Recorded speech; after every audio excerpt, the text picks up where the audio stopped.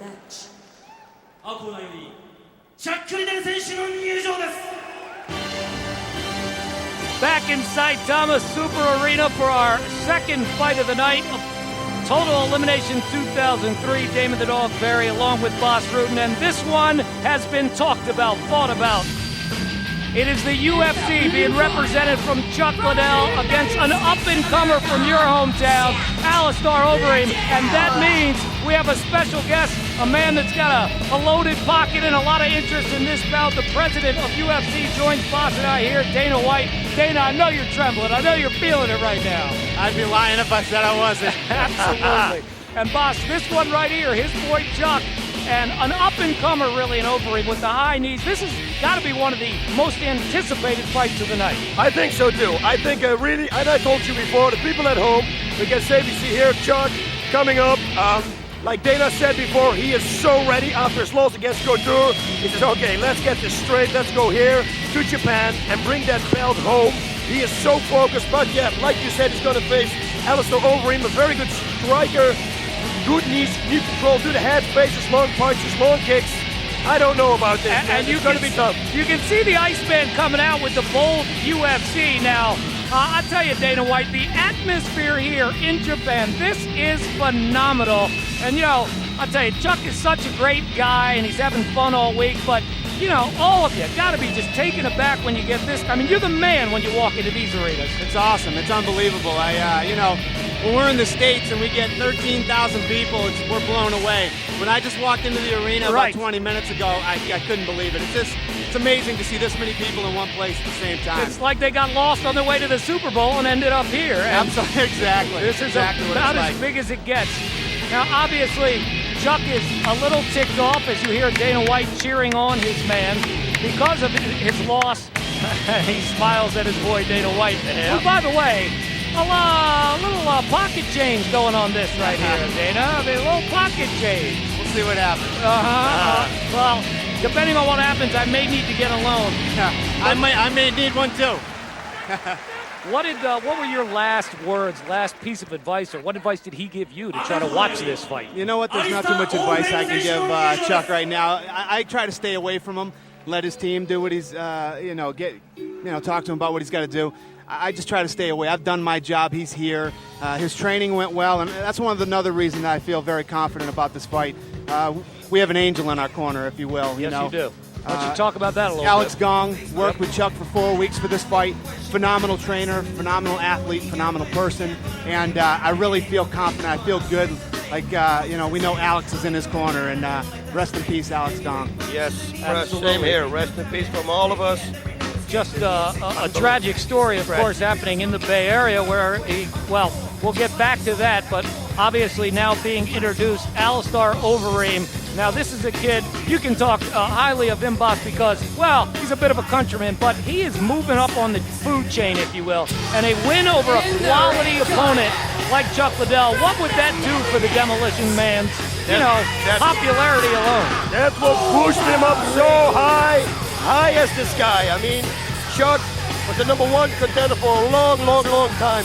He lost to Couture, but I also think there was a reason because he was more focused to fight Tito, and I think that was a great thing that he had in his mind too. Suddenly they changed opponent, he got Couture.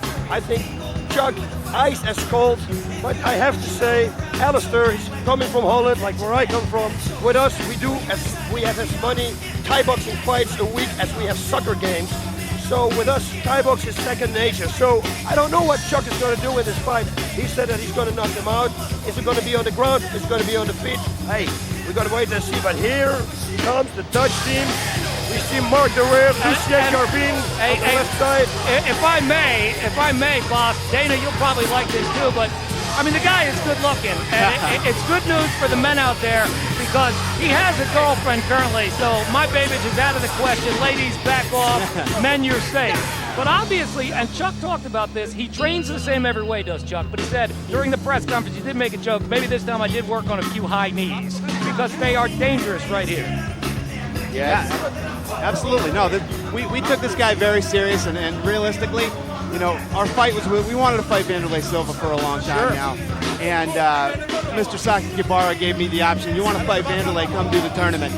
And the reality is we got a tough draw, and he's a real guy. Now, you know that was completely accidental that you got a tough draw. Absolutely, I knew that. Yeah. Come on. But no, he's a tough guy. We took him very serious, and he's the dark horse of this tournament, without a doubt. Do you see this going 3 rounds? God, I hope not. Wow. Dana White on edge. Let's let the people back home get a feel for the introductions, the crowd reaction here at Saitama Super Arena. This ought to be a hard-hitting, fun one. Boss Rutten, Damon the Dog Perry, and the UFC president, Dana White here.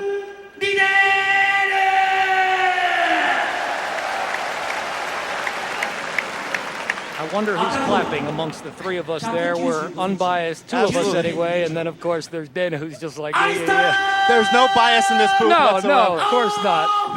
Now, if somebody starts clapping here, boss, I know it's not me, so we're down to 1. I only hope that Chuck doesn't find out that you so-called armbarred him, what you said in the opening of the show. I hope for you he doesn't find out. Let's just keep in mind, I didn't write that, baby. All right, the referee going over the instructions here. And again, our first fight of the evening, the heavyweight champ Fedor took down Gary Goodrich. Big Daddy went down at just 109. This the second fight, getting ready to go. Will it be longer than 109? Dana White certainly hopes it's over quick. He is expecting a running, flying knee right here. That's what we're expecting. All right, let's see what happens. And the bell goes. You don't get the running, flying knee early, but there is a left knee by Overeem. And a right hand from Liddell. They exchange blows. There's a right, and then again followed by the left knee. And he is dazed. Liddell right there. I believe that might have been a left hand, but Chucky's got him against the ropes. They're halfway down as Alistair is trying to get back up and does that as the 2 are in the clinch. And when he gets up, boss, he can throw those knees. And he throws them really well. They separate again now, and the fans cheer that here. Oh, and there's a combination with that left knee. Yes, he is cut. He is cut above the right eye. No question one of those knees was able to get in. Good block of the kick there. That's why we brought in one of the best cutmen in the country. Don House is working the corner. We anticipated a possible cut with the good knees, and we brought a great cutman in. It looked like that left knee also got in. Maybe, perhaps, Chuck was able to catch it sooner. Yes, it got in, but Alistair should have tried to stay on his feet. I think Chuck still was a little hurt. Now it's going to be Chuck's game, I think. It looks good for Alistair the way he tries to pummel up right now. But this position you don't want to be in. Look at here. Now, Chuck's winning the knees now. Absolutely. Chuck's turn, Chuck's opportunity to get some knees in. And, you know, with the knees that flew early, I would think Chuck may be a little more favoring the ground as he is getting the knees here. Yes, for sure. This is a real good position for Chuck. North-south position. You can see the blood across the right side of his mohawk there, and then down trickling to his eye on Chuck Liddell. Right there, he's got a good opportunity to throw some good knees. Those long arms, though, really good at blocking those knees. Yes, and Alistair should escape out the back door. He makes a left turn, and he can swing out of this because Chuck only has one underhook. He can swing it out if he wants to. Right. But he's got to get up. He's got to get up. Don't wait for this. Dana has called exactly as you see several knees blocked there by Alistair. And he's able to stand up where, again, he'll be in a position now that he can throw those knees to the body. And I think now he's got the... Oh, he's getting away from him. Okay, he gives him some distance. Chuck with a left hook and another. Alistair missing with a right. The 2 now back toe-to-toe, if you will. There's a knee to the body, another knee.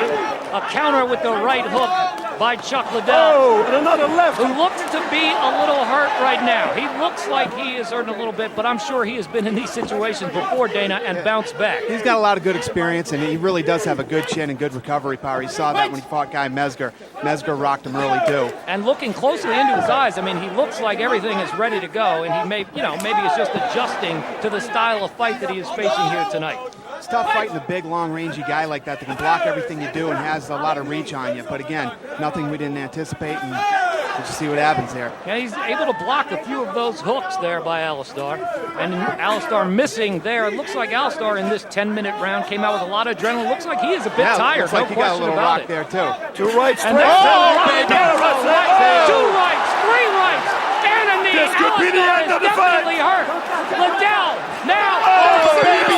Chuck Liddell. Unbelievable. It looked like he was out. Dana White now going up to the stage, and he should. What a fabulous performance by Chuck Liddell. 309 of the first round. I gotta tell you, that is as impressive a comeback. And I said a moment ago, when it looked like he was hurt, I took a closer look at his eyes, and his eyes looked like they were fully coherent, fully ready to go. And Alistair was dazed. Oh, and he was lucky also because we don't know how big that cut was. He started to work, he felt the cut could maybe be affected later on. And there he came with the punches, the double right straight, he set it up. And then with the rest combinations, he finished it off. And now he walks over and gives Alistair Overeem a hug and kind of a bit of credit, saying what a fabulous performance it was. The knees did get to Chuck. Dana White now hugging him. Here we go, the double right straight, I think. Here it is, right there that's to only the one. forehead.